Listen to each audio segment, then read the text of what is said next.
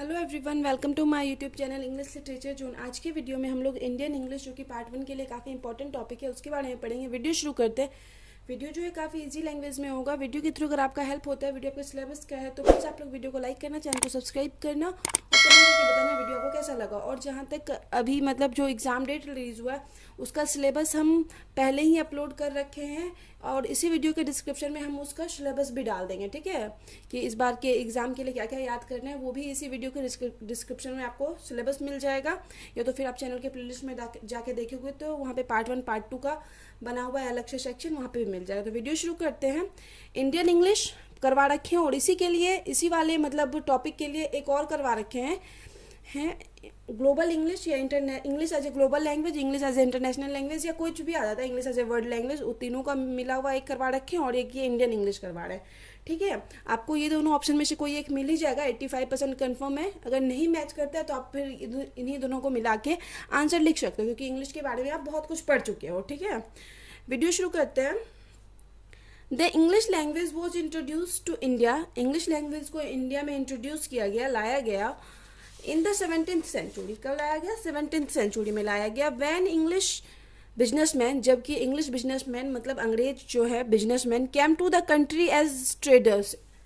एक ट्रेडर्स यानी व्यापारी के रूप में जो आए थे अंग्रेज, तब इंडिया में इंग्लिश को लाया गया। Even after British rule was over in middle of 20th century. British rule जो है, अंग्रेजों का शासन तो ओवर हो गया, खत्म हो गया 20th सेंचुरी के मिडिल में। 20th सेंचुरी क्या होता है ना, 1900 से लेके 1999 तक के पीरियड को, उस इसके बीच के समय को 20th सेंचुरी कहते हैं। English remind in use in India. और इंग्लिश, अंग्रेज तो चले गए लेकिन अंग्रेजों के द्वारा लाया गया जो इंग्लिश था वो इंडिया में ही रह गया। ऑलमोस्ट 200,000 पीपुल, लगभग 200,000 लोग claimed English as their first language, English को खुद का फर्स्ट लैंग्वेज मानते हैं। एंड 125 मिलियन क्लेम्ड, और 125 मिलियन लोग मानते हैं it as a second language. इसको क्या मानते हैं? सेकेंड लैंग्वेज मानते हैं इंग्लिश को। टुगेदर विथ हिंदी, हिंदी के साथ ही English is used as official language of Indian government. Indian government का ऑफिशियल लैंग्वेज इंग्लिश भी है। हिंदी तो है ही हम लोग का ऑफिशियल लैंग्वेज, लेकिन हिंदी के साथ साथ इंग्लिश भी है। नाउ डेज मतलब आज के दिन में, अभी के समय में, English is used in many field. English का यूज ढेर सारे फील्ड में होता है, सच है जैसे कि बिजनेस में, एजुकेशन में, एडमिनिस्ट्रेशन यानी प्रशासन में, एंड लॉ यानी कानून के में भी। It is also used as the medium of communication. Communication के मीडियम, माध्यम के रूप में भी यूज़ किया जाता है। कम्युनिकेशन यानी जैसे हम किसी से बात करते हैं, संवाद करते हैं, तो वो कम्युनिकेशन के माध्यम के रूप में यूज़ किया जाता है। एमंग कॉलेज एजुकेटेड पीपुल, जो कॉलेज एजुकेटेड पीपुल हैं उन लोगों के बीच। It is well known that the advanced knowledge of science, या हम लोग को पता है कि जो एडवांस्ड नॉलेज है साइंस का, मतलब जो विकसित नॉलेज है, अच्छा नॉलेज है साइंस का, टेक्नोलॉजी का, स्पेस का, रिसर्च का, न्यूक्लियर फील्ड में, मेडिसिन का, इंजीनियरिंग का, it is abundantly available in English language. और ये क्या है, मुख्य रूप से और प्रचुरता के साथ बहुत ज़्यादा रूप से किस में अवेलेबल है? इंग्लिश में अवेलेबल है, ठीक है। मेनली इंग्लिश में ही अवेलेबल हो पाता है। ये सारे फील्ड का नॉलेज लेना है तो हम लोग को इंग्लिश बहुत ज़्यादा अच्छे से पढ़ना पड़ेगा, चाहे science, technology, space, nuclear fields, ये सारे लैंग्वेज, ये सारे के लिए इंग्लिश अच्छे से पढ़ना पड़ेगा। फिर आगे है the English language in India. India में जो इंग्लिश लैंग्वेज है has been develop its own dialects, खुद की बोली खुद से डेवलप्ड की है। Since it has been used there for a long period of time, क्योंकि इंडिया में जो इंग्लिश है काफ़ी टाइम से यूज़ हो रहा है, इस वजह से इंग्लिश जो है खुद का पहचान खुद ही बनाया इंडिया में बोली के रूप में। It has bin influenced by regional Indian language, और इस पर हम लोग का इट हैज़ बिन, और यह क्या होता है? इन्फ्लुएंस यानी प्रभावित होता है बाय रीजनल, हम लोग का जो रीजनल क्षेत्रीय भाषा है ना, उससे इंडियन इंग्लिश प्रभावित होता है, ठीक है। हम लोग का जो क्षेत्रीय भाषा है, रीजनल इंडियन लैंग्वेज है, उससे प्रभावित होता है Indian English. Many Indian people, ढेर सारे जो इंडियन पीपुल है, are aware of the importance of English, English के इंपॉर्टेंस से अवेयर हैं, जानते हैं कि इंग्लिश बहुत इंपॉर्टेंट है। And try to speak it well, और कोशिश भी करते हैं कि इसको अच्छे से बोले। Some people try to speak it with a British accent, कुछ लोग इसको चाहते हैं ब्रिटिश एसेंट के साथ बोलना। ब्रिटिश एसेंट यानी जो यूनाइटेड किंगडम, इंग्लैंड के लोग जो इंग्लिश बोलते हैं ना, उसके उस तरह से प्रोनाउंसिएशन मतलब उच्चारण करके बोलने की कोशिश करते हैं। हाउएवर मतलब कुछ लोग तो चाहते हैं कि वो जो इंग्लैंड में जो इंग्लिश चलता है उस हिसाब से, उस तरीके से वो लोग प्रोनाउंशिएट करके बोले इंग्लिश। हाउएवर, हालांकि more recently people are moving towards the American accent, और हालांकि क्या हो रहा है कि ज़्यादातर लोग अब किस के तरफ जा रहे हैं, अमेरिकन एसेंट, अमेरिकन इंग्लिश को यूज़ कर रहे हैं। ठीक है, हम लोग भी इंडियन जो है ना मोस्टली अब अमेरिकन इंग्लिश को ही यूज़ करते हैं। English is one of the language of three language, English जो है उन तीन लैंग्वेज में से एक है। फॉर्मूला प्रपोज, जो कि मतलब फॉर्मूला जो प्रपोज लाया गया था इन द 1960s, 1960 में, 1960 के बाद एस लिखा हुआ है, 1960 में लाया गया था। For educational purpose, educational purpose से, शिक्षा के उद्देश्य से। स्टेट लैंग्वेज, मतलब 1960 में तीन भाषा को लाया गया था शिक्षा के उद्देश्य से। कौन कौन भाषा होगा उसमें, और उसमें इंग्लिश को ऐड किया गया है। स्टेट लैंग्वेज, स्टेट लैंग्वेज मतलब सब राज्य की अपनी अपनी भाषा है, तो उसमें तो शिक्षा मिलेगा ही सबको। उसके बाद हिंदी में मिलेगा, एंड इंग्लिश, और इंग्लिश में भी मिलेगा। ठीक है, तो यहाँ पे 1960 में इंग्लिश को ऐड किया गया है। यहाँ पे some features of Indian English, Indian English का कुछ स्पेशल फीचर्स, आप इसको एग्जाम में भी अंडरलाइन करोगे और ये भी कर सकते हो कि 1960 वाला जो लाइन है ना, 1960 ऑफ एजुकेशन पर्पस के लिए स्टेट लैंग्वेज हिंदी और इसको लाया गया था। ठीक है, ये लाइन। अब है फीचर्स में हम देखेंगे वोकैब्युलरी डिफरेंस, मतलब वोकैब्युलरी यानी वर्ड में क्या क्या अलग होता है, भिन्नता होती है। मैनी वर्ड्स, ढेर सारे words from India, Indian native, जो कि इंडिया से आए हैं, हमारी मातृभाषा लैंग्वेज है, भाषा है, have been introduced into the global English, जिसको कि लाया गया है ग्लोबल इंग्लिश में। मतलब हमारी मातृभाषा हिंदी का कुछ ऐसा बहुत सारा वर्ड है जिसको यूज किया जाता है किसमें, ग्लोबल इंग्लिश में, मतलब विश्व स्तर पे जो इंग्लिश यूज किया जाता है ना उसमें। इंग्लिश स्पोकन वर्ल्ड वाइड, जो कि वर्ल्ड वाइड बोला जाता है, पूरे वर्ल्ड में बोला जाता है। सम नोटेबल एग्जाम्पल्स आर, और उसमें कुछ नोटेबल, कुछ प्रमुख एग्जाम्पल हैं वैसे वोकैब्युलरी, कुछ वैसे वर्ड का, जैसे जंगल, जंगल जो है, और फॉरेस्ट, आप मोस्टली आप देखोगे कहानी या बुक में जंगल को जंगल ही लिखा रहता है। तो जंगल तो हिंदी वर्ड है, मतलब हम लोग का इंडियन लैंग्वेज में है, बट ये क्या किया, इंग्लिश में भी ऐसा लिखा गया। बंगलू, बंगलू भी है। पंच, शॉल, बरांडा, बरांदा, ये भी हिंदी वर्ड है, लेकिन इसको इंग्लिश में भी सेम यूज किया जाता है। फिर आगे है डिफरेंस इन प्रोनाउंसिएशन, प्रोनाउंसिएशन यानी अब बोलने में भी अलग अलग हो जाता है, उच्चारण में भी अलग हो जाता है। जैसे हम यहाँ बताए थे ना कि कुछ आदमी मतलब पहले बोलते थे कौन सा, ब्रिटिश एसेंट यूज करते थे, ब्रिटिश इंग्लिश बोलते थे, और फिर अमेरिकन एसेंट, तो दोनों का प्रोनाउंसिएशन थोड़ा थोड़ा अलग होता है। उसी तरह इंडियन का भी प्रोनाउंसिएशन अलग होता है, जबकि सब इंग्लिश है लेकिन सबका अलग अलग तरीके से उच्चारण किया जाता है।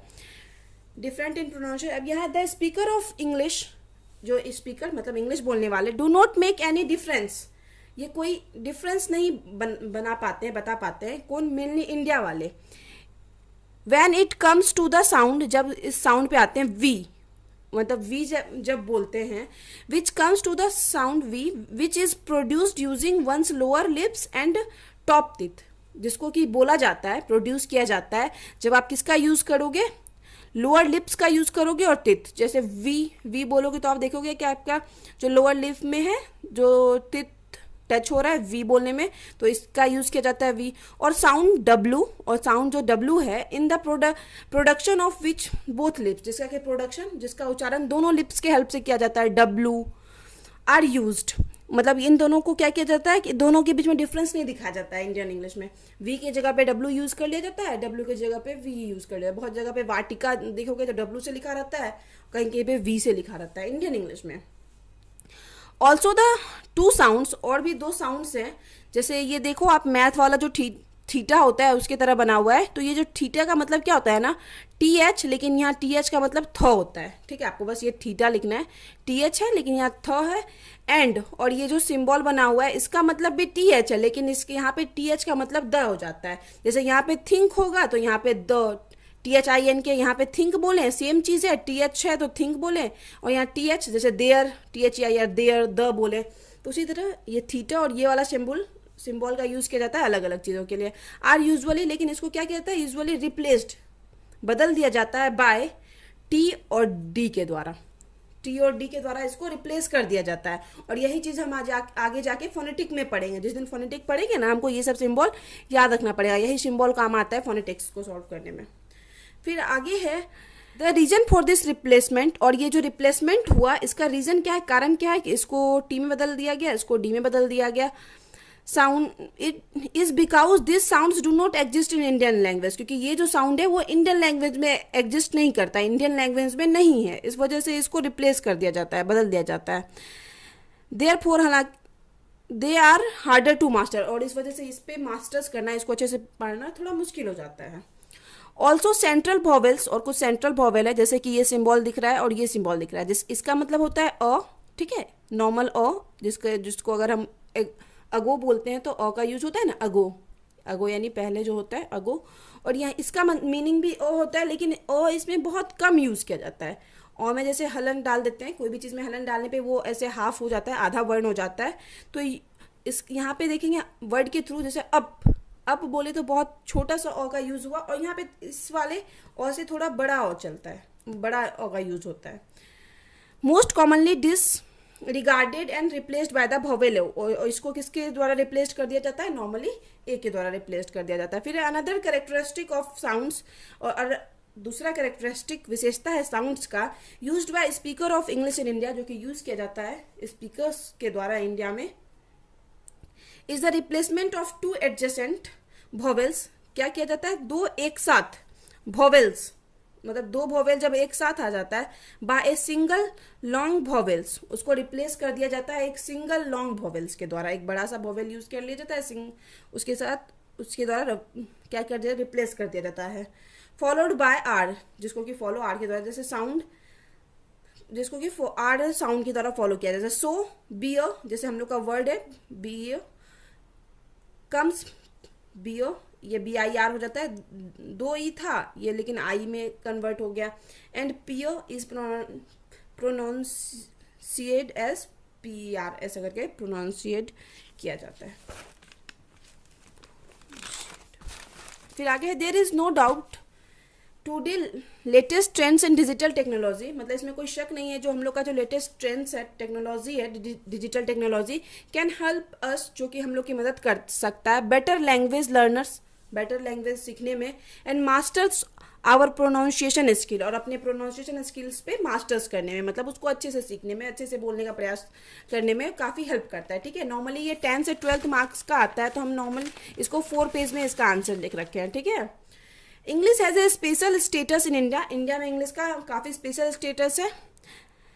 Apart from having in public institution, सिर्फ पब्लिक इंस्टीट्यूशन में, मतलब संस्था में ही नहीं, ऑफ द कंट्री के, इन पार्लियामेंट में भी इसका स्थान है, the law courts, law and courts में भी है, ब्रॉडकास्टिंग प्रसारण टीवी के जैसे कोई भी चीज़ प्रसारित किया जाता है उसमें, द प्रेस में भी, एंड द एजुकेशन सिस्टम में भी. English has spread in our daily life, और डेली लाइफ में भी इंग्लिश फैला हुआ है. English plays key role in professional relationship between foreign and Indian companies, English जो है बहुत इंपॉर्टेंट रोल निभाता है प्रोफेशनल रिलेशनशिप, मतलब व्यापार के थ्रू जो हम लोग का रिलेशन बनता है, संबंध बनता है फॉरेन, बाहर की कंट्री, देश से, और इंडिया के कंपनी के बीच, उसमें भी इंग्लिश का बहुत बड़ा इंपॉर्टेंस रोल होता है. Actually 10 to 15% of Indian use English, 10 से 15% इंग्लिश यूज करते हैं इंडियन, 10. और इस प्रकार इंडिया रैंक सेकेंड, इंडिया का रैंक क्या आ जाता है, सेकेंड इन द वर्ल्ड में, after USA to use English as a spoken language. मतलब हम लोग सेकेंड नंबर पे आते हैं, सारे इंडियन सेकेंड नंबर पे आते हैं इंग्लिश को यूज करने में एज ए स्पोकन लैंग्वेज. मतलब इंडिया में बहुत ज़्यादा मात्रा में बोली जाती है इंग्लिश, यूएसए के बाद, यूनाइटेड स्टेट अमेरिका के बाद, यहीं पे इंडिया में सबसे ज़्यादा इंग्लिश बोली जाती है. वैसे तो आप जानते होंगे कि जो यूएस है, इंग्लैंड वाला एरिया, वहाँ पे इंग्लिश तो 95%, मतलब मोस्टली इंग्लिश ही सब बोलते हैं. बट वहाँ पे क्या होता है ना, हम लोग का 10-12% या 15% ही उनके पूरे आबादी से ज़्यादा हो जाता है. मतलब वहाँ की आबादी, यूएस की आबादी बहुत कम है, तो इसलिए वहाँ सारे लोग इंग्लिश बोलते हैं, लेकिन हम लोग का 10 और 50%, 10 to 15% ही इंसान इंग्लिश बोल रहा है, तो वो यूएस वालों से ज़्यादा हम लोग इंग्लिश यूज़ कर रहे हैं. फिर आगे है, आफ्टर हिंदी के बाद English is most commonly language in India, India में इंग्लिश जो है मोस्ट कॉमन लैंग्वेज है. बट यूजुअली इन इंडियन, लेकिन इंडियन क्या करते हैं यूजुअली प्राय mingle English with Indian language, Indian language के साथ इंग्लिश को मिला देते हैं।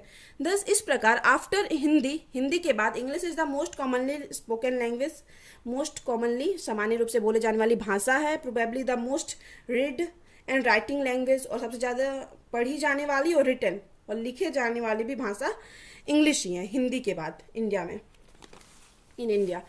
English symbolizes in India, in Indian minds better education, better culture and higher intellect. English जो है प्रतीक है इंडियंस माइंड का, माइंड्स के लिए, बेटर एजुकेशन का मतलब बेहतर शिक्षा के लिए, बेहतर कल्चर के लिए, बेहतर संस्कृति के लिए और बेहतर बुद्धि के लिए। ठीक है, तो यहाँ पे वीडियो खत्म होता है। वीडियो अगर आपको अच्छा लगे, आपके लिए हेल्पफुल है, तो प्लीज़ आप लोग वीडियो को लाइक करना, चैनल को सब्सक्राइब करना और कमेंट करके बताना वीडियो आपको कैसा लगा। वीडियो का पीडीएफ चाहिए तो आप टेलीग्राम ज्वाइन कर सकते हो, टेलीग्राम का लिंक भी इसी वीडियो के डिस्क्रिप्शन में मिल जाएगा। और वीडियो से रिलेटेड कोई डाउट है तो आप इंस्टाग्राम पे टेक्स्ट करना है, इंस्टाग्राम का लिंक भी आपको इसी वीडियो में मिल जाएगा। मिलते हैं नेक्स्ट वीडियो में नेक्स्ट टॉपिक के साथ।